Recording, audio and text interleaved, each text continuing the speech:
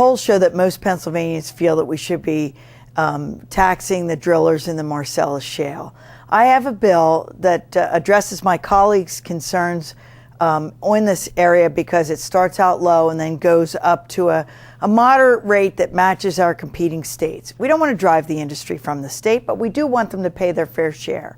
And in fact, what we need to do is pay for damage in the local communities, damage to the environment, and we could also use some of that money to fill some of the education budget gaps.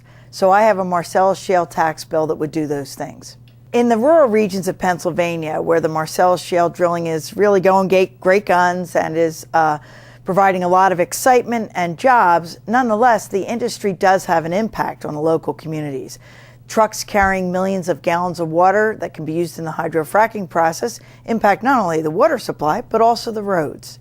And so the local communities are feeling the boon, but they're also seeing that there are some costs that come along with having a heavy industry in the area. So my Marcellus Shale severance tax would go in part to the local communities affected by the drilling to help them deal with the effects of having a heavy industry move in and get going.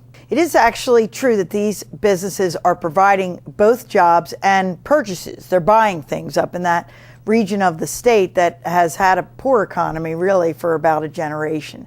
But a recent study shows that they're actually not paying corporate taxes.